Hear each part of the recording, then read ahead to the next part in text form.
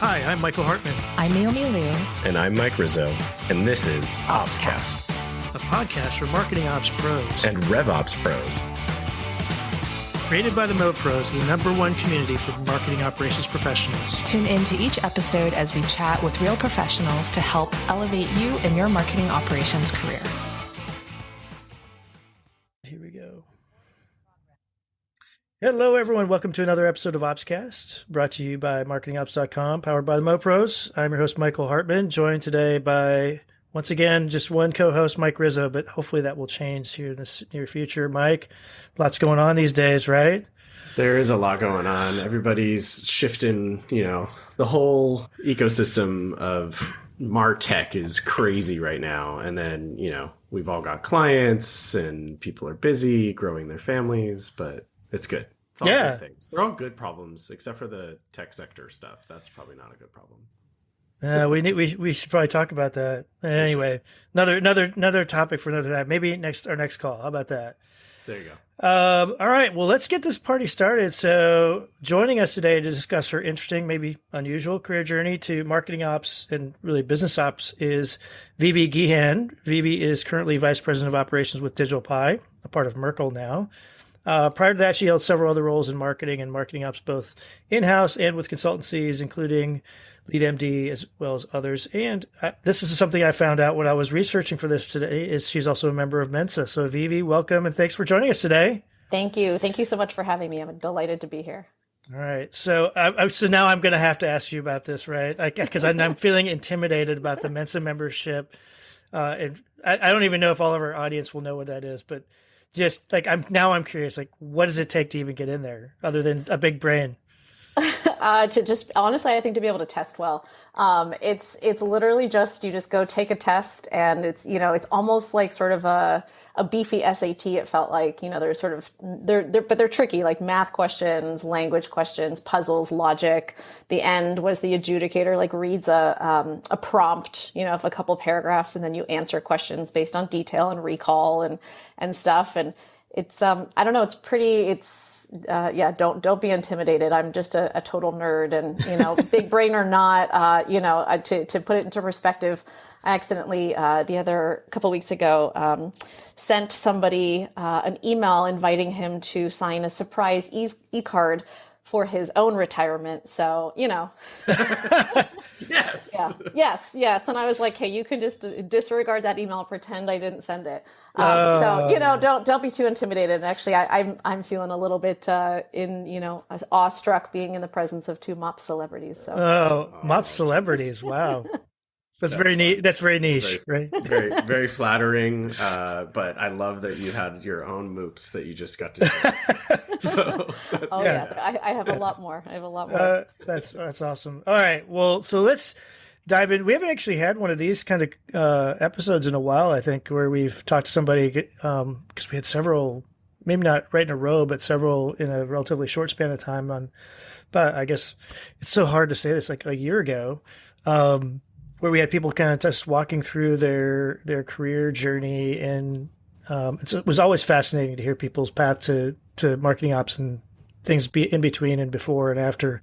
So let's dive into that. I mean, so what I remember from our original conversation is really you started out in marketing doing events and creative, and then somehow moved to marketing ops. So the details are not in my mind, but why don't we just start there? You talk about your early experiences and that, how you transitioned into marketing ops. Yeah, absolutely. I feel like everything in my career has sort of been serendipitous, kind of an organic evolution. Things kind of they've always felt like they've sort of fallen in my lap a little bit. It started supporting sort of marketing and sales, doing vertical response, constant contact, Salesforce, events, trade shows, working with the PR team, sort of all your typical broad marketing and a little bit of sales ops support. And then I moved to a company in 2009 who had just implemented Marketo. I'd never heard of it. My only experience, like I said, had been, a little bit of exposure to very, very rudimentary, email platforms.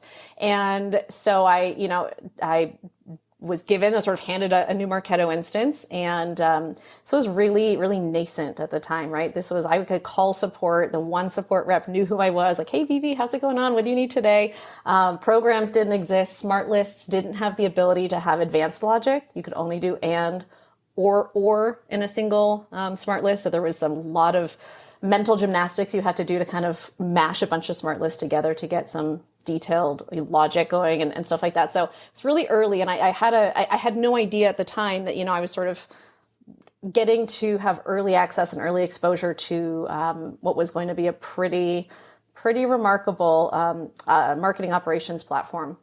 And so then I joined another company who, by chance, had just also kicked off their Marketo implementation. And they were sort of flabbergasted that I not only knew what Marketo was, but that I knew how to use it, and I'd been using it, at another company. So I was lucky again to kind of come in at the ground level there, build it out, grow the instance with the company, continue to be early adopters of new features. Like we were one of the first RCA customers, or whatever you want to call it now. It's been rebranded 100 times. Revenue cycle analytics. Yes. I was revenue cycle explorer. The cobwebs, I had to clear them out. Yeah. Programs were launched while I was there. It took a while to wrap my head around, actually, to be honest, a little bit. They're a little complex at first because they were so new, right? They were so novel. And then I just continued to wrap my arms around the world of Marketo, marketing ops, and where it plays in the tech stack, right? With Salesforce and all of that. So I want to go back. You said that you did a little bit of sales ops. You said that was like a throwaway line there, I think. But I'm curious, like what did that entail? Because you were in marketing, but I assume you were doing something in Salesforce or something like Salesforce. Okay. Yep. Salesforce. So, way back when vertical response, constant contact, those kind of, there was obviously no direct integration into Salesforce. And so doing a lot of, manual data entry from trade shows, business cards. Which that hasn't really changed all that much. No. Sadly. It was the worst. I remember getting a business card scanner and being like, wow, we are, we're so advanced. And then, uploading lists, exporting lists, target lists for, email targeting, stuff like that, helping with a little bit of, data management in the Salesforce side, because that was the only system. We didn't really, you can't call vertical response like a system of record in any way, right? It was just a repository for email send. So Salesforce was the system of record. So doing a lot of data management and maintenance there, just to kind of support the whole business, really. And was your background in like education? Was it more in marketing and creative stuff, or did it lean a little more towards, I think, what probably like the geek stuff, right? Tech and things like stuff. Yeah. So my formal education is in psychology. So take that as you will, because that can apply. Yeah. I know. So I've got your number. We're being analyzed, Mike. Mute. I will say nothing more. Just kidding. Yeah, this episode has been ended early. No, but I remember back in school, I was really, math came really easy, science came really easy. I liked it because the answers were right or wrong, right? There was no ambiguity or subjectivity in sort of the way that you study math and science. So.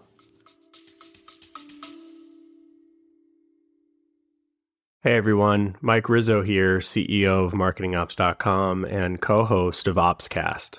I've got a little secret to share with you, something that's been one of the best kept perks of our community until now. At MarketingOps.com, we've built a hiring program that's changing the game for marketing operations recruitment, and we're finally sharing it with the world. Our community is over 22,000 strong, and within that, we have over 4,400 members who are actively and passively seeking new opportunities. These are seasoned professionals with skills and experience spanning platforms like HubSpot, Pardot, Marketo, and so much more. Plus, we can help you fine-tune your outreach, targeting exactly the right candidates by region, years of experience, seniority level, or even agency experience. But here's the real cherry on top. When you hire through our program, your new team member gets a free membership or a virtual ticket to our annual conference. From day one, they're not just stepping into a new role, they're getting access to the training, networking, and support they need to hit the ground running.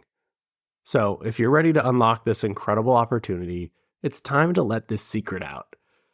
Visit marketingops.com and find your next star teammate today. Thanks for listening, and as always, keep optimizing.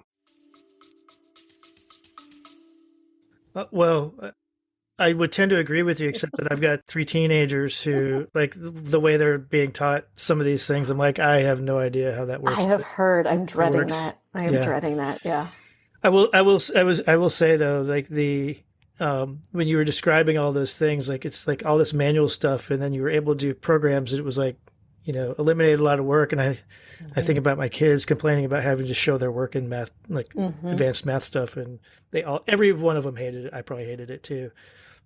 But it's important to know how it works, right? Yes, and then and to know where you go wrong, right? Because if you make one wrong move along the way, I remember doing like proofs in geometry, right? And yes. Yeah. It's a 4-letter, 5-letter word.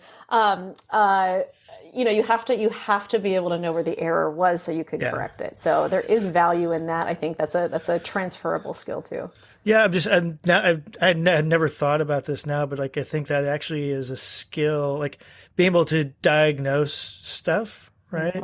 Like, was it like a forensic analyst almost, right? Yeah, exactly. And it's funny that you say forensic, because one of the things that, when I was really elbows deep in Marketo, whether I was in-house or agency, when I would say, hey, we're hearing this person didn't get an email, or this person's lead score was wrong and they didn't qualify for this campaign. And the first place you go is you look in their activity history. And I would always call it forensic marketing, because you could always find the answer, because everything was documented and logged. And it's there's a lot of value in it. You can uncover a lot of stuff. You can spot anomalies. You can spot trends. And so, there's a lot of value in not fast tracking or not sort of cutting corners and documentation, even though it's not fun. Well, or just like learning the steps that it takes to make something work before you automate it. Exactly. I mean, I'd say this all lends credence to the thing that we talk about all the time, and that makes somebody really successful in marketing operations is curiosity, right? And so just trying to understand like what and how things work. I heard a lot of that language from you just now. Yep. But also like blessing and a curse. Like that curiosity is like also the thing that causes me to rabbit hole onto like, wait, why did that happen? And then exactly. I just found another problem. Like clearly these people aren't getting the communication and they should have been getting it. Like, what's the problem there? Exactly. Salesforce integration broke again. Like, exactly. And nothing in the world, and I use pretty much exclusively Marketo, but obviously this applies to any marketing automation platform. My world has just always been Marketo, but everything is connected. You can't do something in a silo. And so to your point, you uncover one thing and it's spider webbed to everything else. And so it can certainly be, in order to solve my original problem, I have 3 more dependencies to solve first. And that can be a little bit tough. Yeah. Yeah. Well, brutal. we were, this is back a couple jobs ago where I had a Marketo, Salesforce, complicated integration. And we actually used Digital Pie. So like full transparency there. Through the reporting that they had, we saw that a couple of fields, state and country, were being updated like hundreds of thousands of records every day. And we're like, what is going on? Like, we didn't have that much. Well, what we figured out was on the Marketo side, we had some stuff to normalize state and country. It would sync to Salesforce, which had a different normalization that would change it. It would sync to and it was just back and forth. Data ping pong. Yeah, which was causing all kinds of extra transactions too. And it's like, unfortunately, we couldn't fix that because with the Salesforce team, it wasn't a high priority. And so anyway, but it was like, we were like, why is this stuff going on? Like, but it was like, right? A never ending loop of updating each other's normalization tactics. Yeah. All right. Well, so this got us to the point where like all that stuff was like in-house, right? It was all in-house. Yep. Yeah. So then somewhere along the way, you switched into consulting. Yes. So how did that happen? And I'm really curious because I've gone from consulting to in-house to consulting to in-house a couple of times. And like, there's things that I think are very different, some things that are the same. But I'm curious what your experience was like that going through those transitions. Yeah. So the way that that happened was, I kind of realized after a handful of years of using Marketo that,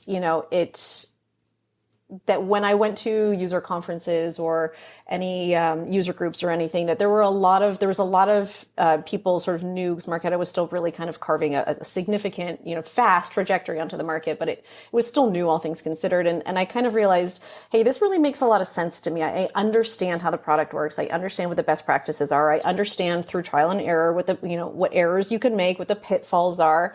And there's a lot of people who are learning it. And I have an innate passion. I taught piano for 15 years. And so I have an innate passion for teaching and coaching and educating and, knowledge share and making people successful and feel really good. And so an opportunity sort of presented itself that I hadn't considered. I didn't even know there was a world of Marketo consulting.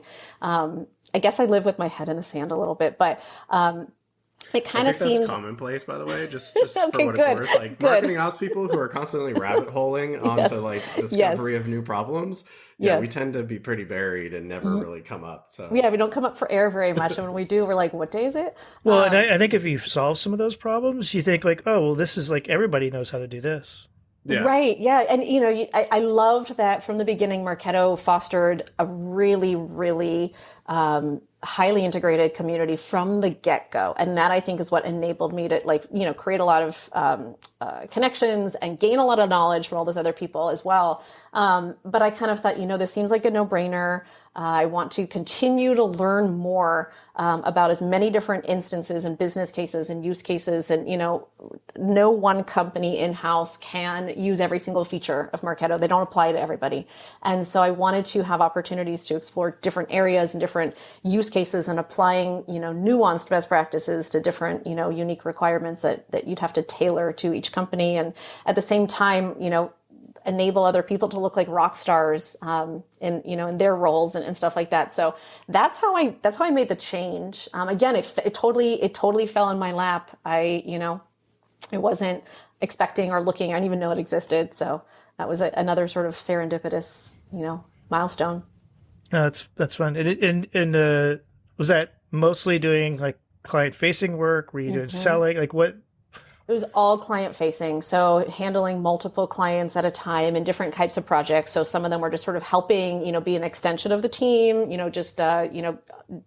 overflow work or, hey, can you help us just troubleshoot a bunch of stuff as we go? Some of it is very specific deliverables. We need to build out nurture, which of course, then you have to back up. And it's not just that you can build a nurture by itself, but, sort of specific, help us build lead scoring and help us, create a model and stuff like that, but all client facing. Yeah. Yeah. So I'm curious, what was, and I'll give an example, sort of the opposite way for me, because I went from consulting, not in Marketo, but like general management consulting to in-house. But one of the biggest challenges I had with that shift was trying to get out of the default mode of answering questions with "it depends," right? Really being you're expected to have a point of view, an opinion, and to support it and move forward. And I think that's still true in consulting, but I think you're given a lot more leeway to say, well, the way, and especially with the technology we have for marketing ops, right? There is usually more than one way to solve a problem. Yes. So curious, but like that was a big challenge for me, was just like getting over that like natural sort of habit that I'd gotten into. What was it for you as you went from in-house to consulting that you struggled with? Yeah, that's a good question. I think there were a couple. The biggest one, which is a little bit different than what you're talking about, and I'll come back to it, is the biggest one is learning how to sort of keep track of your time, right? Log your time, be accountable for your time. Because when you're in-house and you need to your point, Mike go down a rat hole, you can do that as ad nauseum, right? Unless you're up against a deadline that, you need to deliver something by, there's no time bound element to that. And you can't do that in the world of consulting because you have to be like, I have a budget of up to 3 hours or something to figure this out. That was tough, and kind of just being mindful of every minute that you're spending has to go somewhere on a timesheet or, against a deliverable. That was really hard. That's always the hardest thing. But beyond that, I think, yes, one of the other things that was really difficult is a client will say, oh, we want to build a, we need an last program before MQL, or, we want a report to do this. And you have to balance kind of saying, sure, I'll build that for you, but why? What are you really getting after? Tell me more about what you're trying to solve for so that I can make recommendations, to your point. And there's multiple ways to do it. And then laying them all out for the client and saying, if you do A, you're going to sacrifice, X. If you go on the B route, you're going to get this, but that's going to, have a challenge. And then kind of letting them make the decision. It's their decision at the end of the day. And sometimes they make the decision that you're like, I kind of advised against that one, and I tried to put in my tone of voice that wasn't the right one. Yeah, I made it clear what was going to happen. But if you're okay with that, I'm anticipating in 6 months, you're going to come back and say, yeah, so this is broken now. Guilty. Yeah, and we all do it. I mean, like it's impossible not to, but there's definitely a challenge. And then the third challenge, I think, I think if I can say this, being a female and being young in my career, working with people who were senior in the world of marketing, and they were looking to me as the expert and the advisor. And that was new, right? That was like, are you sure I know what I'm talking about, but it took a little while to settle into the, I'm the advisor. I know there's always things I can learn. I don't know the answer to everything. I will make mistakes or think I know it. And, there will be an error that happens. That's how we learn. But that was an interesting sort of transition or challenge up front too. I'm glad your point on that went that direction. Although I'm sure there were plenty other engagements that maybe it wasn't that direction. It was maybe the other direction, which is like that has happened. I've had to bring in male senior support to be heard, and it's frustrating. Yeah, it is. It is. Yeah. Absolutely ludicrous to me, and hopefully we can continue to move beyond those things. There was a wonderful post another woman put out on LinkedIn just yesterday. I think it was in one of the popular media outlets, a publication about like the blending of both ageism plus gender bias at one time and how difficult that can be. And so for those, I apologize. I don't know if I can find it, I'll put it in the show notes, everybody. But probably something worth taking a look at. But going back to what you were saying a moment ago on sort of advising, and just being a consultant in general. Now, I think there's a couple things that happen along the journey of entering into seniority in your function, right? Whether you're a consultant or embedded house. I think there's definitely a tipping point where you're able to do the recommendations that you're talking about, right? Where you're saying, hey, this or that, here's sort of the options, but it's up to you. Choose your own destiny, but you're probably, if you go this way, it's not going to be good. And at some point there's like, a tipping point, right? Where you're like, I feel confident in being able to make that. And I have two things. This is the first one though. How did you sort of navigate those moments when you were realizing that like you were both like being seen as the expert, right? I don't know how to phrase this question the right way. It's more of just like a feeling, I guess. Like sometimes the client just wants to be told what to do. Mm-hmm. Ultimately is what I'm getting at. And like, cause even today, like I have a few clients right now and like, they're like, I'll be totally honest with you. I know this is up to me to make a decision, but I just want you to sort of tell me what to do. How was that for you in your journey as being a consultant? Like, how do you navigate those conversations, when that happens? What are your thoughts there? Yeah, that's a good question. I think that I feel like there's multiple different types of relationships with clients and expectations for what the client consultant relationship is. From an advisor perspective, from a sort of collaboration perspective. To your point, sometimes they just say, look, and this is at its most blunt, basic level. Look, I hired you to be the expert. You just come in, tell me what you're going to do. I'll bless it. And you go do it. Right. And then there are ones who really want to understand. They really want to be part of the decision making. And those are the ones that you are really successful in sort of coaching and educating and advising, and they become experts as well. And I think a successful consultant relationship actually ends at some point because you've taught how to fish, right? I think there's a lot of value there. And there's a significant portion of people who are like, I need help. I want to know, teach me the ways, accelerate my knowledge and my learning.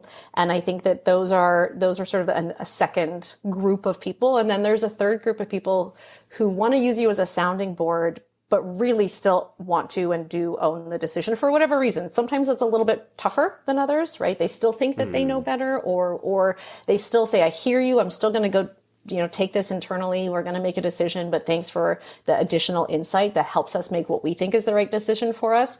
But I think you have to just really understand, so going back to sort of the joke, right? About like, oh gosh, I'm analyzing you guys right now, but a lot of the consulting relationship is the interpersonal component too, right? Understanding them, understanding what their fears are. They don't want a consultant coming in and threatening their role, or, we're here to actually make you shine and make you earn your MCE and whatever it is, because we've educated you along the way. So I think you have to just really understand your clients, their goals, their workload, sort of what the goal is for bringing in a consultancy. And that can change over time too. And that can change, especially with new management coming in. But I think it varies person by person, client person by client person. So Mike, I know you had a second point, but I wanted you described sort of three types of clients. The one I was waiting for you to throw out, which I didn't hear, so a fourth one maybe, is the client who just says, do what I told you to do. Right. Yeah, that's fair. That's fair. And usually those are the ones, and they come back and they're like, my instance is broken. And you're like, well, if you look back on the notes from, November 7th, 2021, you'll see that, and those are usually not a successful relationship. But you're right. You're absolutely right. Yeah. No, I mean, I don't need to go down. I had a client in my early consulting days where I was managing the team on site. They were penny pinching, so I wasn't there, but they were asking us to do something that, in this case, it was like financial kind of thing. So and this is right before I left that consulting company, but I had written a memo to their leadership that basically said, like, you asked us to do this. We don't think you should do this. Anyway, long story short, the CFO ended up getting fired because they tried to point the finger back at us, right? So, yeah. Good. So sorry, Mike. I know you had a second follow-up question, so hopefully I didn't derail that. That's a great point. No, it's great. I wanted to go the other direction, which is, I think it's like a little bit edgy, right? Like, so sort of to the point of you reach this moment in your career where you really can make recommendations. But Vivi, you're talking about like earlier, you were saying, hey, a transition to accounting for every moment of your time spent is like incredibly important, right? You get pretty good at things as you go on in your career, right? You actually, you can probably source an answer to a problem that previously, maybe 4 or 5, 6 years ago, took you 4 hours. I think there's a balancing act here. And so this one's really for the consultants out there, right? And for the agencies too, but definitely the independent consultants. Did you raise your rate so much that now you can account for that billability to say, that took me 10 minutes and that's okay because my rate is so high that value is still the same as it used to be, that it took me 3 hours? Yep. Or did you leave your rate appropriate and you bill based on value? That's a great question. And it's a loaded question, and I'll totally answer it very, very honestly. But I think the most important thing is that you use the right word. There is the value, right? So there's a story that has been sort of told multiple times in the past couple of years of, I think it's something like there's a boat engine that broke, and, they call out the boat engine repair expert, and he brings out a wrench, and, they think he's going to like open the engine and fix this thing. And he kind of looks at the engine and he takes the wrench and he taps it once, kind of bangs it on the outside of the engine, and it works. And he said, okay, that'll be 10 grand. And he was like, well, wait a minute, you just tapped the engine. And he said, yes, but the value of knowing where to hit it was worth that much money, right? Because I have the experience to do it. And that kind of resonates in the world of consulting, to your point of the more experience you have where you can say, hey, here's why I'm recommending this, because I've seen it happen 5 different ways, or I've done this 5 times over, or however many. But I think there's also there's a perception component on the client side, right? Either if you are going to say that took me, 4 hours of work, you need to be able to explain what goes into that 4 hours, right? So if the client's looking at a timesheet or an invoice and they said, well, what does this 4 hours comprise of? You're going to want to be able to sort of say it's, reading the requirements, troubleshooting, QA, delivering feedback, like all of that stuff, right? Or if you are at an agency where there are tiered rates, based on seniority, but a lot of that can just depend on the SOW, because not every SOW is sold exactly the same. It depends on the client requirement. So it's almost like there is no one answer to that, because there's a lot of variability, right? So you could say that I'm going to bill that at $400 an hour as opposed to 4 $100, hours. But it just depends on what the client's expecting to see, right? If you come in and say our senior strategy person came in and did this, they might be okay with that really high rate if they agree to it for 1 hour. And you could probably also say the exact equivalent is our more sort of like client-facing day-to-day POC did the same thing in 4 hours. That it almost might still be perceived as the same result on the client end. So I think it depends on who's doing it, what the client's expecting, what the rates are like, and they're locked in on the SOW. And even too, a little bit of how you prepare the client for that. This is kind of a tough one. I'm going to bring in our senior strategy person. They're going to come in and help. And that can also immediately increase the perceived value, but you also want to be really careful that you're not perceiving the POC as less valuable, right? Sometimes you want to bring in you want to kind of name drop a little bit to justify the value. And also I think there's a huge benefit there of saying, like, when you hire a consulting company, you're hiring every resource we have at hand to be full service in this area for you, right? So I don't know if that answers your question or not, but no, I was just smirking because how many times you said it depends. I was like, she is such a consultant. Oh yeah, those were the no words. Sorry. That's all good. All good. The answer is always it depends. In the marketing ops, rev ops world, but I think it answers the question nicely and provides the context of thinking about different potential paths. I've spoken to. I won't name the name, but like another agency owner that very like plainly said, you know what, you want our rate to go down? Sure, we'll I can do that. More hours. We're just gonna like the rate doesn't really matter at the end of the day, because like we're going to bill on the value is essentially what the message was, right? Yep. And for me as an independent sort of provider now, because I'm not embedded at an organization right now. I often personally, and for those listening, like you may face this too, but I sometimes struggle with that. I really do. Like I move very quickly through work. Yep. And what I had someone helping me on a project recently. It took them 3 hours to get through something that took me, I kid you not, probably less than an hour. Right. Yep. Yeah. And it was the same exact task. It wasn't complex work. It just was like the difference was the working style and like how quickly I can move through something. And that's not me tooting my horn. It's just that I've done it a few times. Yep. Right. And so should I be billing 3 hours? Way I think about it, I think about if I were my POC on the client side and I were to do that, how long would it take me? Right. Yeah. Maybe it would take me 3 hours. Maybe it would take me 5. Right. And so, so you're getting that much value, or that you're getting 3 hours or 5 hours, whatever, worth of time from me, right?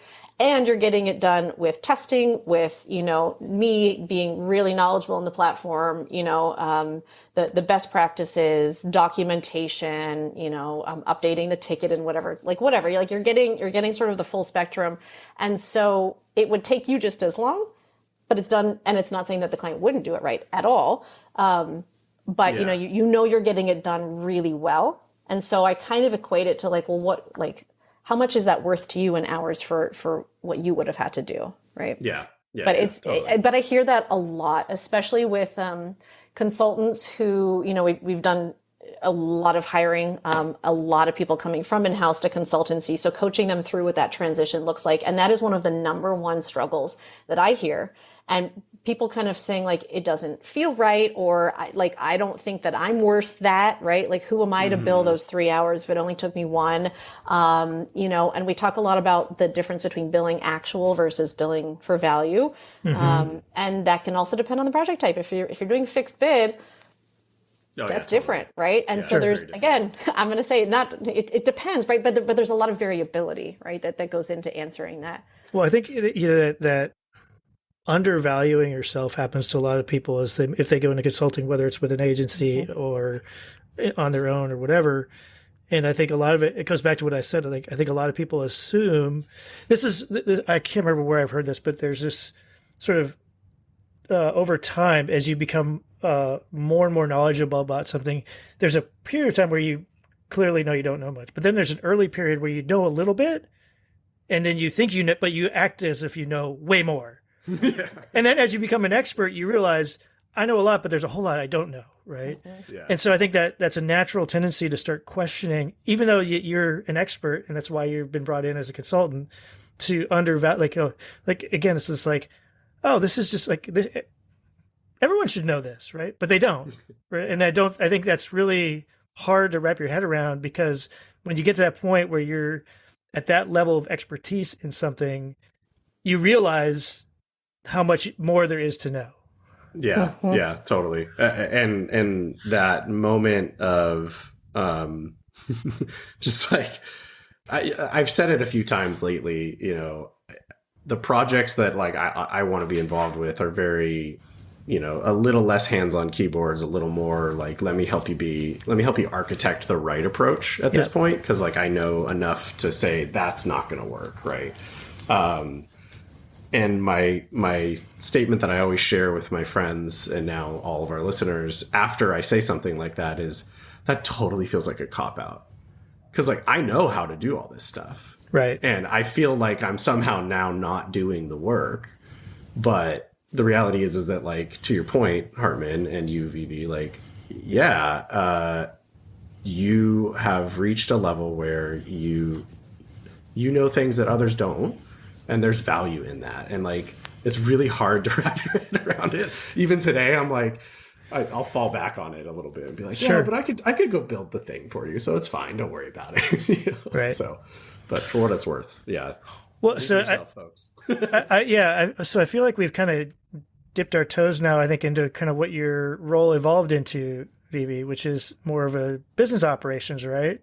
Mm-hmm. So you're probably dealing with this kind of question all the time. Like, how did that come about, and what has been the, like, again, like from a transition story, like what's the biggest thing that's different in your mind from what you were doing? And I don't know, are you still doing consulting, like customer facing stuff? Okay. Only some training, some client training. Because again, I have that strong love for teaching and coaching and training and stuff. So I'm still delivering. I still get to touch Marketo and share the passion. But that's the only client facing stuff I do anymore.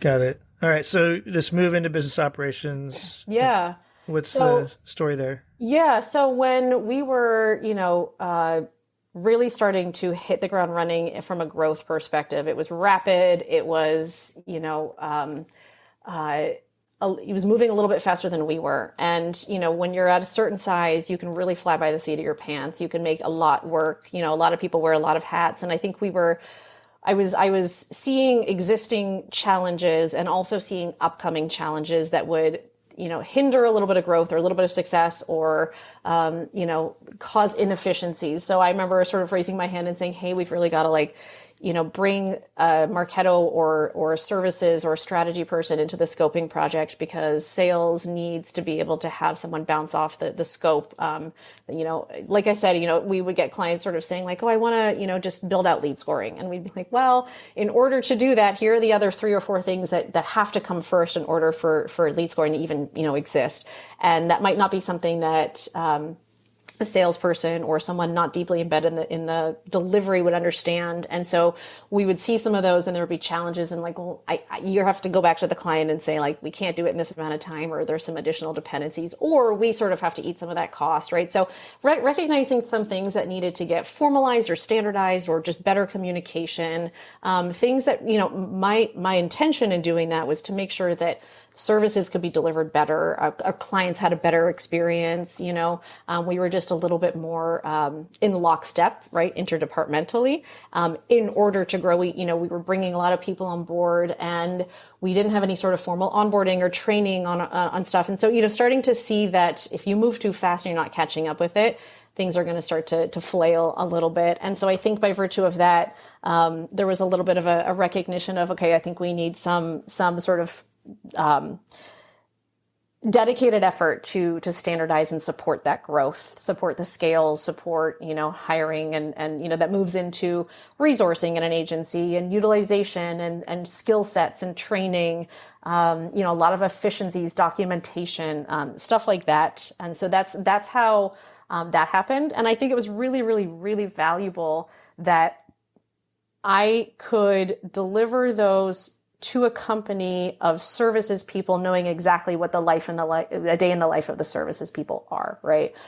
So I knew that the decisions being made, how they would be positively or negatively impactful, was really, I think, very beneficial to success in that role. Yeah, sounds like it.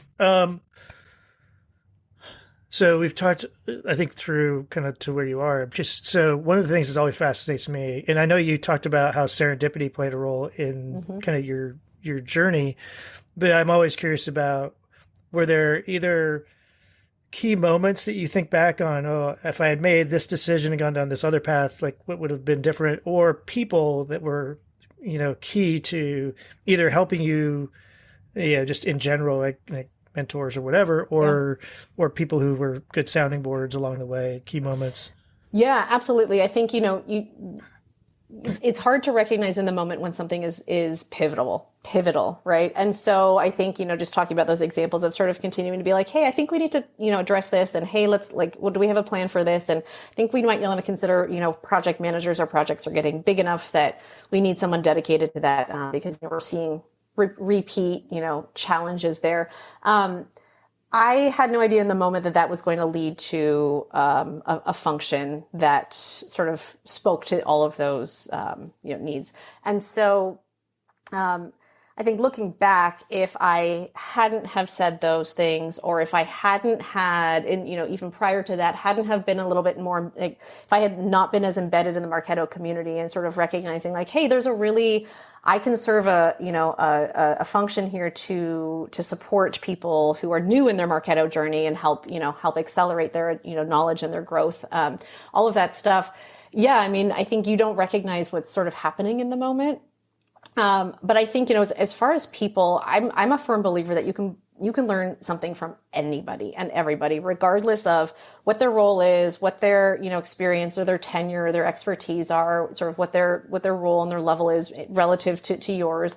And so I've been really fortunate over the course of my career to work with a bevy of incredibly smart and talented people who are equally passionate about knowledge transfer and sharing and bringing you in and collaborating and stuff like that. And so I've had a lot of, I've learned so much from all of those people, leaders who want to see you grow, leaders who want to hear your opinion, leaders who let you take chances. And they might sit back and go, I know that's going to fail, but she'll learn, or I think she's got a good idea. Let's see how we can get that off the ground. Right. But I think, there's a lot of mentors I've had who have believed in me, listened to me, or, just taken a lot of time out of their day to just answer. I am a big question asker.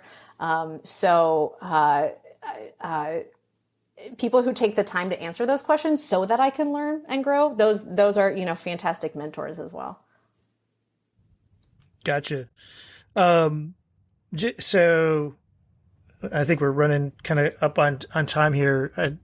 So many things I want to ask, but so when we end with this one, this is one we used to ask everybody, I think, at the end of them, but we haven't done it in a while, which is, if there was such a thing as a certified marketing ops pro, like what were the first 2 or 3 things that you would think, like, you have to have this as part of it in terms of, maybe it's a topic. Yeah, I want to preface your tech. Let's be tech agnostic. Yes, it's exactly right. Yeah. And I like that because, again, my world is only Marketo. So I know all the Marketo certifications, and I know they've changed over the years, largely for the better, but a lot of them are, how well do you know the platform? And there's huge value in that, right? It's akin to Salesforce admin. And there's, that's a degree of proficiency, but it doesn't necessarily test your knowledge for best practices and marketing operations, architecture and infrastructure and best practices. To your point, exactly, it should be tech agnostic. It should apply to every single platform out there and every tech stack out there. The build might look a little different, but the best practice and the overall approach, really, I think there's a lot of value in, even asking something like, would you, why would you not want to include MQL as a status in, a channel or whatever is equivalent in other platforms, right? Like, being able to answer that question, I think, shows a lot of knowledge and a lot of, thinking and thought process. And so I think that would be fantastic for a lot of careers, because that would prove more strategic thinking and less tactical execution, both of which are highly valuable, but would be a great proof point of, I can think through the process and the benefits on a, larger scale. I love that response. The group we've pulled together, I want to say there's between 9 and 12 of us total, all different backgrounds, agency, independent consultant, tenured, experts at a B2B SaaS company, et cetera. And one of the things that sort of came from one of our last board meetings, so to speak, as we try to come up with what does this really look like from a certification perspective, was this idea that every bit of at a certain point, every bit of what you touch in sort of marketing ops, there's a strategy component to it, right? You said it at the very earliest part of this podcast today, where you said everything's sort of connected together. One thing has a dependency on another, and so there's a level of strategic thinking that has to come into play, as you sort of move along, right? There's certainly the pillars of marketing operations, right? Cool, I can execute on campaign operations and deliver on taking content and making sure it hits, the tokens and the variables and gets sent to the right audience, and I build the list the right way. But as soon as you start to branch into things outside of just sort of plugging in entry points and hitting send on programs, you immediately start to scratch at, you can be tactical execution, but the only way that you're ever really going to go beyond that is by getting into this strategic thinking bit. And strategy has such a wide, it's like the word campaign. Yeah. Campaign means a million things. Yeah. Strategy means a million things. But no, I appreciate your answer, and we sort of put you on the spot there, but it just felt what would you call that? I struggle with, I agree with you that, I always tell people when I've had teams before, is when you're being asked to do something, even if it's from me, if you don't know why or the context behind it, ask, because I want you to understand that. But I don't know how to describe that as if it was to name a course, I wouldn't know what to call it. Yeah. I don't know either. I wonder if we know anyone in marketing who could come up with something. Right? It's really, really hard. The line of thinking that I have right now, and I've been sort of saying it for the last couple of years, is some level of a practicum, a deliverable that is, sort of based in documentation and really thinking through and writing out the theory of how things work. Less about the technology platform themselves, but how does a life cycle work and why does that matter? And Something like that, I think, can help somebody deliver on at least thinking about the why behind each of the decisions that go into a tech stack. Well, like thinking about it from the standpoint of, I mean, marketing funnel or buyer's journey or something like that, where you're saying like there's building awareness and then there's, generating interest and so on, right? And then, there's then sort of tech and process things that go with it. Maybe that's it. And it's interesting because it's like just recently I've had conversations about the challenges with pipeline sourcing, attribution, and when I and I'm kind of digging into it, and it's like, well, I actually think the source of the challenge is not technology; it's people being disciplined, primarily on the sales side, right? And so the problem's not really a tech one. There may be a component to it. Yeah. But saying that and recognize like there's some landmines out there potentially, right? Despite the best technology or the best technology build and architecture, there are still humans running and approving and managing and messing with unintentionally or intentionally the data and the flow and the business component that drives or is driven by the technology and the automation. So, I mean, there's still a huge personal component that you have to take into consideration when you're explaining, advising, getting approvals, bringing in, when you bring in the sales team to talk about, the life cycle of the scoring or the integration, the sync, or why their data normalization for state should be turned off because it's competing with ours, right? Like coming to a consensus. There's still all of those people behind it, So that's always going to be one of the biggest challenges, but now I'm curious, like, and I'm thinking back to like one of our very earliest episodes. Somebody said like one of the things you need to have is like almost like a behavioral psychology degree, right, to be in marketing ops, and be like a grandmaster of chess. Like it was like so thinking through all these things plus understanding people and their. It feels that sounds like a Brandy episode. Is that a Brandy episode? Yeah, it was. Yeah. Brandy's speaking at Mopsapalooza too. Oh, shameless plug. Right. Well, I need another reason why I need to get on it and book my ticket. Well, good. Everybody's like, wait, Hartman's not going by default? See, he's life. I know life. You're too busy helping with not long division, but tough math homework. Yeah, it's even beyond that now. I've got one who's transitioning off to college soon, so that's a whole new thing. So anyway, Vivi, this has been fantastic. Really enjoyed this conversation. If anybody wants to kind of learn more from you or keep up with what you're doing or whatever, what's the best way for them to do that?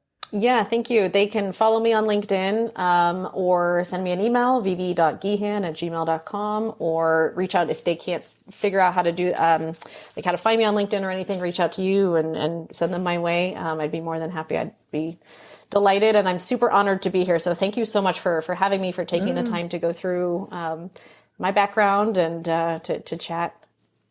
I think it'll be inspiration for folks out there. So it's super, super fun. Thank you, Vivi, for coming on with us. Absolutely. Thank you, guys. And Mike, thanks for joining, and look forward to hopefully soon we get Naomi back, right? That's right. She'll be here soon. Yes. And thanks to all of our audience, our listeners out there for your support.